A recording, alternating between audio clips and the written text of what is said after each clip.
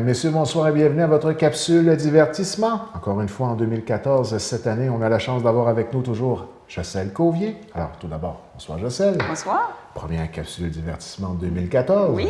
Et nous, on garde le cap. Ben oui. Hein? Toujours des capsules intéressantes, des fois avec beaucoup de choses à apprendre et parfois à caractère humoristique. Alors aujourd'hui, le sujet, nous allons parler des mythes. Alors, est-ce que ça va être instructif ou humoristique? Je vous laisse juger, vous, à la maison, mais je pense que ça va être plus instructif cette année. Bien, ça va être un petit peu des deux. Un petit peu des deux? Un petit peu des deux. Bon, ben. En fait, j'ai fouillé un petit peu pour trouver des mythes, des espèces de croyances populaires qu'on entend tellement qu'on finit par se dire que c'est un fait. Donc, je vais essayer de démystifier certaines croyances populaires et sortir la réalité dans tout ça. Premièrement, les étoiles qui scintillent. Donc, on a cette croyance que les étoiles, c'est un peu comme une espèce de boule de feu qui scintille. Pourquoi ça scintille? Vous voyez l'image à l'écran. Donc, vous voyez les rayons lumineux de l'étoile quand ils arrivent dans l'atmosphère terrestre. Puisqu'il y a des turbulences dans l'atmosphère, des courants d'air chaud, des courants d'air froid qui traversent l'atmosphère, ça crée la turbulence qui va faire dévier les rayons. Ce qui fait que la lumière va arriver dans plusieurs directions en même temps et ça fait un peu l'effet de scintillement. Donc, l'étoile en elle-même ne scintille pas, c'est vraiment la turbulence de l'atmosphère qui fait cet effet-là. On va voir d'autres images.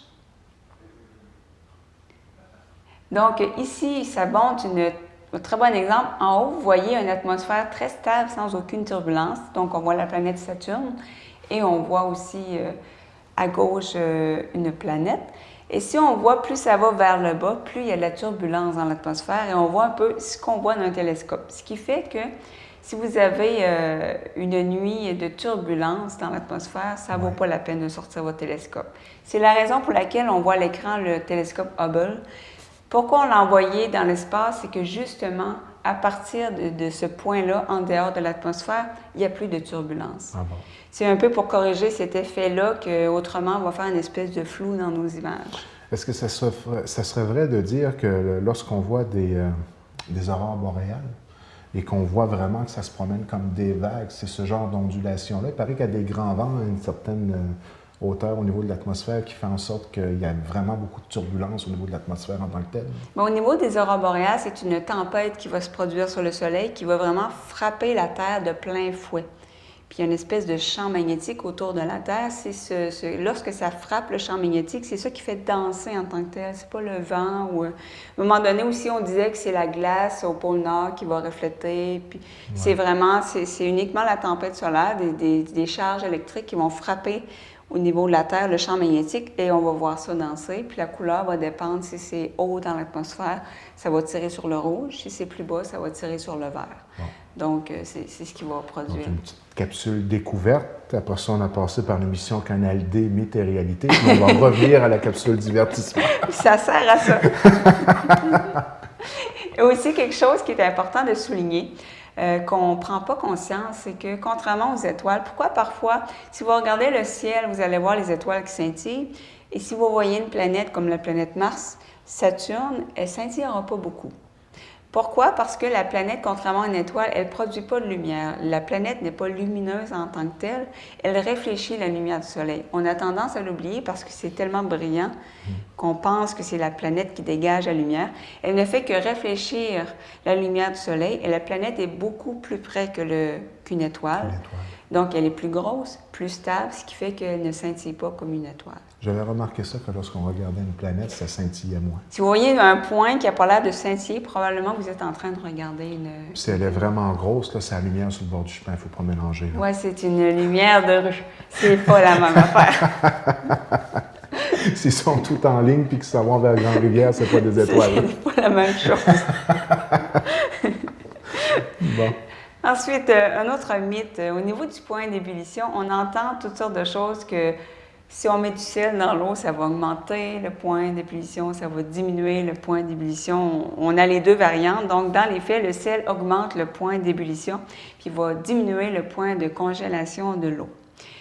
Aussi, quelque chose qui circule beaucoup, une croyance, c'est qu'il faut mettre du sel quand on fait des pâtes alimentaires, justement pour changer le temps de cuisson, le temps d'ébullition. Mais la raison pour laquelle on met du sel, c'est pour donner du goût. Ça, c'est vrai. Parce que si vous voulez, par exemple, changer le temps d'ébullition, le temps de cuisson, là, pour vous donner une idée, là, pour augmenter de 1 degré Celsius la température d'ébullition, il faudrait que vous mettez 1/4 de tasse de sel dans 1 litre d'eau. Bon. Ça vous fait des pâtes assez salées. Ça va goûter les bites salées. Oui, c'est ça. Donc, l'idée, c'est vraiment juste pour donner un petit goût salé parce que c'est pas pour affecter... mais c'est une croyance qui circule beaucoup. Ensuite, une autre croyance. Lorsqu'il fait chaud l'été, on prend une bière froide, on prend du punch aux fruits froids. Alors que si on prenait un liquide chaud, on serait beaucoup plus rafraîchi. Ça va à l'encontre de notre logique. Pourquoi? C'est qu'un liquide chaud va nous faire transpirer davantage. Donc, en transpirant davantage, ça rafraîchit le corps, ça rafraîchit la peau. C'est la raison pour laquelle, vous avez vu sur l'image, les gens au Moyen-Orient vont boire du thé chaud l'été. Et Dieu sait qu'il fait chaud là-bas. Souvent dans le désert, par exemple, ils vont se rafraîchir avec des liquides chauds. Mais c'est quand même assez... je ne suis pas sûre que cet été, c'est difficile à je vais me faire un café. Je ne suis vraiment pas sûre, mais si on veut vraiment se rafraîchir, c'est ce qu'il faudrait faire. Ensuite, une autre croyance, ça j'avoue que je ne m'étais jamais arrêtée à penser à ça, mais une poule n'a pas besoin d'un coq pour pondre des œufs. Ceux qui ont vécu sur des fermes, probablement ont toujours su ça, mais moi, ça m'a surprise. Mais effectivement, une poule va pondre des œufs généralement à chaque jour, même s'il n'y a pas de coq dans le poulailler. La différence, c'est que s'il y a un coq, il va permettre de féconder les œufs. C'est la raison pour laquelle les œufs de magasin, ça nous évite de trouver un poussin dans l'œuf aussi. Ah bon? Donc, le coq ne sert qu'à féconder, à rendre l'œuf qui va devenir un poussin plus tard. Donc, la poule va quand même continuer donc, si on prend les œufs qui sont dans le frigidaire, on essaie de les couver, les chauffer d'une manière quelconque, ça ne fonctionnera pas parce qu'ils n'ont pas été fécondés. Généralement, les œufs de magasin ne sont pas fécondés. L'exception, c'est si vous achetez des œufs biologiques. Là, ça peut arriver. De l'endroit. Oui, ça peut arriver qu'ils sont fécondés. Il y a un coq qui se promène puis qui est actif un peu. Et voilà. Un coq a toujours un si on arrive dans une ferme, on voit que les poules sont heureuses parce qu'il y a un coq. Ah, c'est ça, c'est une déduction. Oui, c'est ça, j'ai pas vu ça dans ma recherche. C'est rare des poules avec le sourire, en tout cas. J'en ai pas vu beaucoup, là. Donc, c'était le petit mythe sur les poules. Ensuite, je continue avec les sens. Si on demande à quelqu'un combien l'être humain a de sens, on va répondre évidemment 5. La vue, le toucher, l'ouïe, le goût et l'odorat. Mais dans les faits, il y a beaucoup plus de sens que ça. Ça, je l'ai appris aussi. En fait, on dénote, pour certains spécialistes, il y aurait plus de 20 sens chez l'être humain, des sens vraiment distincts.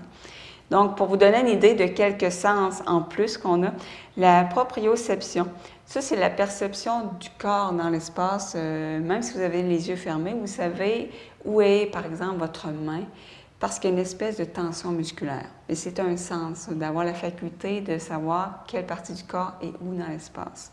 Ensuite, il y a la thermoception. Ça, c'est la perception de la chaleur et du froid, mais pas seulement au niveau de la peau, si vous touchez, par exemple, la glace, c'est aussi au niveau interne. Par exemple, on va dire « j'ai froid, j'ai des frissons », c'est aussi un sens. Ensuite, on a l'équilibroception. Bon, le nom le dit, c'est le sens de l'équilibre qui se trouve dans l'oreille interne. Et un autre sens, c'est la nociception, c'est la perception de la douleur. Puis on fait une distinction entre la perception de la douleur sur la peau, au niveau des articulations des os et au niveau des organes internes. Donc, c'est encore une fois un autre sens. Il y a des spécialistes comme ça qui vont vraiment noter plus que 20. Donc, on a plus que 5 sens. Là, je viens vraiment d'apprendre quelque chose. Moi aussi, j'ai été surprise. Ensuite, un autre mythe qui circule beaucoup, c'est si quelqu'un jette une pièce de 1 cent du haut d'un building, il peut tuer quelqu'un en bas. Donc, c'est faux. On a l'impression que si on jette une pièce d'un cent, la gravité va faire que ça va prendre une vitesse folle et rendu en bas, ça va vraiment vous percuter le crâne, vous allez mourir. Mais à cause de la résistance de l'air, c'est impossible. Aussi, la forme aplatie d'une pièce d'un cent, ça va faire qu'il va y avoir beaucoup de résistance dans l'air, donc ça va ralentir la chute. Donc, au plus, si quelqu'un vous jette sur la tête une pièce d'un sel, vous allez ressentir une espèce de piqûre, mais ça ne va pas faire un trou dans votre Il n'y a pas une loi mathématique carrément là-dessus, 9,8 mètres secondes? Bon, on a vraiment fait des études, là, oui, puis on mettait une brique, puis, par exemple, une scène. Oui. Laquelle allait arriver en premier en bas. Exactement. Les fameux Mythbusters, ils ont fait des expériences, justement, pour prouver que ça ne va pas tuer quelqu'un. Puis en passant la réponse à la maison, la scène va arriver en même temps que la brique. Voilà. C'est des choses qui vont Ou à la brique l'encontre va de arriver notre... en même temps que l'éléphant. Pour faire une Oui. image encore plus grande. Ben oui, parce qu'on se dit, mon Dieu... L'éléphant va arriver plus vite, la première pensée. Moi, ça m'avait marqué en mathématiques. Moi aussi, ça c'est quelque chose qui va vraiment à l'encontre de notre logique humaine. C'est à peu près ce chose que j'ai retenu d'ailleurs. Mais c'est bon, c'est bon. C'est pas pire. Ensuite, un autre qui va... Il y a beaucoup de gens qui ne seront pas d'accord avec moi, surtout les parents, mais il n'y a aucune étude qui prouve que le sucre va rendre les enfants hyperactifs. Ça vient d'où, ça? Ça vient, en fait, de 1973. Il y a une espèce de chercheur qui a mis au point une espèce de régime pour aider les gens hyperactifs. Puis ce régime-là, notamment, on coupait le sucre, les arômes artificiels, les colorants, etc. Et supposément que c'était supposé aider les gens hyperactifs, mais ce n'était pas basé sur des études scientifiques poussées. C'est juste un peu comme on fait des espèces de régimes amaigrissants. Donc, il y en a avec les protéines, il y en a d'autres avec d'autres Atkins, etc. Donc, c'est un peu la même chose. Lui, il s'était dit, bien, je pense que ce régime-là va aider les gens hyperactifs. Et à partir de ce moment-là, on s'est mis à se dire, bien, c'est sûr, le sucre provoque l'hyperactivité. Mais pourquoi il y a tant de parents qui disent, non, non, moi, mon enfant, ça le rend hyperactif? Selon les chercheurs, c'est que si tu t'attends à ce que ton enfant, lorsqu'il mange des bonbons, il est hyperactif, il y a des chances que dans ton cerveau, tu vas interpréter tous ces comportements-là pour être en accord avec cette pensée-là. Tu sais, si ton enfant mène la vie puis il n'a pas mangé de sucre, probablement que tu ne porteras même pas attention. Mais si ton enfant mène la vie puis il vient de courir l'Halloween, L'association risque de plus se faire. Puis là, dans ta tête, mais ça marche pour beaucoup de choses dans la vie. Hein. C'est un principe de publicité même. Si on s'attend à un tel comportement, il y a des chances qu'on va essayer de trouver n'importe quel signe qui va dire « Ah oui, c'est vrai, il y a ce comportement-là ». Donc, il n'y a aucune recherche scientifique qui a vraiment prouvé qu'il y a un lien. Il y a beaucoup de gens qui ne seront pas d'accord, mais ça m'a surpris honnêtement. Là. Je l'entends tellement souvent. Ensuite, une autre croyance, ça je me souviens, on m'a dit ça quand j'étais jeune, que le sang dans l'être humain était bleu. Alors, ce que vous voyez à l'écran, c'est du sang d'un crabe, parce que certains mollusques, certaines araignées vont avoir, on voit à l'écran, ce fameux crabe-là. Donc, lui, il a vraiment le sang bleu. C'est le sang que vous venez de voir. Mais l'être humain a le sang toujours rouge, même lorsqu'il est à l'intérieur du corps, même lorsqu'il est désoxygéné, il est toujours rouge. Ah bon? Mais c'est une croyance qui est beaucoup venue du fait que lorsqu'on regarde, on va voir nos veines qui sont bleues. Oui. Ouais. Donc, on a l'idée que le sang, il devient rouge lorsqu'il est en contact avec l'oxygène de l'air. Mais c'est une croyance qui est fausse. Le sang est toujours rouge chez l'humain. Donc, le sang, vous voyez bleu, là, on est en train de faire des études que c'est un sang qui pourrait aider à guérir certaines maladies. Ah oui. Donc, c'est pour ça qu'on est en train de faire des recherches là-dessus. Oui, puis c'était étonnant comme image. Moi, je croyais voir un mollusque, puis c'est un crabe, donc ça a une carapace. Oh, oui, c'est un crabe, c'est ça. Oui, il y a les mollusques, il y a certains crustacés, les araignées, qui ont le sang bleu ou bleu-vert. Bon. Donc, c'est les vrais Québécois. Les vrais Québécois. Oui. Ensuite, une autre croyance qui circule beaucoup, c'est que le chameau va mettre l'eau dans sa bosse. Le chameau, il y a deux bosses. Dromadaire en a une. Oui, tu as raison. Je mets toujours les deux. Bon, on voit il y a deux bosses. Donc, on a l'impression que le chameau va accumuler l'eau dans ses bosses et c'est pour ça que ça peut être longtemps dans le désert. Et c'est toute une bête, hein? En fait, le chameau, ce qu'il va mettre dans ses bosses, c'est du gras. C'est un isolant thermique. C'est ce qui fait qu'un chameau, autant dans la chaleur que le froid, ça peut survivre assez longtemps. Donc, c'est vrai que c'était populaire comme mythe, hein, de dire que c'est deux bosses pour l'eau. Ben oui, parce que, en fait, un chameau, ça peut boire 135 litres d'eau en 10 minutes. Puis là, on s'est dit, il faut bien qu'il le mette quelque part. Ah, c'est qu'en fait, c'est l'estomac qui est fait de façon à pouvoir garder l'eau assez longtemps. Là. Mais c'est pas dans les bosses. Bon. Ensuite, une autre croyance qu'on voit, moi je vois souvent dans les films et j'entends autour de moi, là, la règle du 5 secondes. La règle du 5 secondes, c'est si tu échappes quelque chose par terre, un chip, puis tu le ramasses en dans de 5 secondes, il n'est pas contaminé. Puis l'image là, est vraiment drôle, là, c'est en anglais, là. Mais en gros, c'est des bactéries qui disent attendez avant de prendre le chip parce que il compte jusqu'à 5, là, Ça, attendez. je l'avais jamais entendu par contre, ça. Oh oui, la règle du 5 secondes, on l'entend beaucoup. Des fois, il y a des variantes, c'est 7 secondes, c'est 2 secondes. Donc, c'est totalement faux, là. Vous allez vraiment vous rendre malade à imaginer que si le chip a tombé à terre puis il y a des bactéries, vous ne serez pas malade. Même, puis les Mythbusters, encore une fois, on fait l'expérience et à 2 secondes, le chip était contaminé pareil. Je dirais que dès le millième de centième de seconde de contact, dès que ça touche. C'est pas pour rien qu'ils nous disent de se laver les mains. Hein? Bien, c'est ça. Donc, ça me fait rire là, de voir que non, les bactéries attendent pas 5 secondes avant de se jeter sur le chip. C'est plutôt une façon simple de se donner bonne conscience de prendre le chip à terre. Je pense qu'il y a des gens qui veulent justifier de manger des choses à terre, c'est correct. Ou les enfants, ils tiennent tellement leur gomme là, qu'elle tombe à terre, ils veulent la reprendre absolument. C'est correct, mais ça peut vous rendre malade. Chassez seulement ça. Là. Un autre dossier de régler. Ensuite, une autre chose qui peut surprendre, c'est qu'on parle les poules, quand les poules vont avoir des dents, c'est une expression, mais les poules ont dans leur bagage génétique des dents. Je m'explique. Oui, parce que les poules sont les descendants des dinosaures. Oui, vraiment, carrément. Là, les oiseaux, en fait. Et si vous voyez, là, c'est pas seulement une joke, là, vraiment, la poule va descendre du T-Rex.